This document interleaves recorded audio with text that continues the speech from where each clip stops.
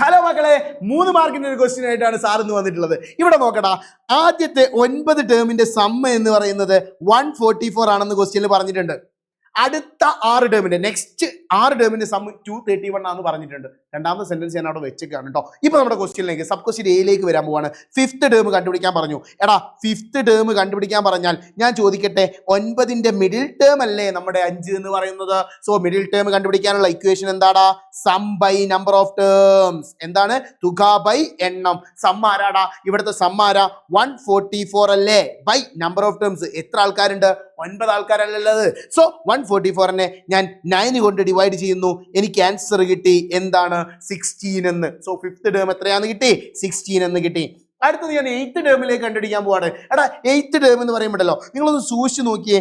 ആദ്യത്തെ 15 ടേമിന്റെ സമ്മ് എന്ന് പറയുന്നത് 9 ടേമിന്റെ സമ്മ് 144 അത് കഴിഞ്ഞിട്ടുള്ള 6 ടേമിന്റെ സമ്മ് 231 ആണെന്നും പറഞ്ഞിട്ടുണ്ട്. അങ്ങനെയാണെങ്കിൽ 144നോട് ഞാൻ ഈ 231 കൂട്ടിയാൽ എനിക്ക് എന്ത് ആൻസർ കിട്ടും? 375 എന്ന് കിട്ടില്ലേ? അതായത് ആദ്യത്തെ 15 എണ്ണത്തിന്റെ സമ്മ് എത്രയാന്ന് കിട്ടി? 375 കിട്ടി. 15ന്റെ നടു ആരടാ? 15ന്റെ നടു ആരാ? 8 അല്ലേ? സോ 8th ടേം കണ്ടുപിടിക്കാൻ, മിഡിൽ ടേം ആയിട്ടുള്ളതിനെ കണ്ടുപിടിക്കാൻ നമ്മൾ പഠിച്ച ഇക്വേഷൻ ആണ് sum by number of terms. ആരാടാ സമ്മ്? 375. 375നെ എത്ര ആൾക്കാരുണ്ട്?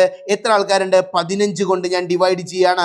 375നെ 15 കൊണ്ട് ഡിവൈഡ് ചെയ്താൽ എനിക്ക് ആൻസർ കിട്ടും 25 എന്ന്. സോ 8th ടേമും കിട്ടി. കുഴപ്പമുണ്ടോ? Next last C question. Common difference കണ്ടുപിടിക്കാൻ പറഞ്ഞു. എങ്ങനെയാടാ കോമൺ ഡിഫറൻസ് കണ്ടുപിടിക്കുക? എനിക്കറിയാം 5th ടേം എന്ന് പറയുന്നത് ആരാണ്? 16 ആണ്. 8th ടേം എന്ന് പറയുന്നത് ആരാണ്? 25 ആണ്.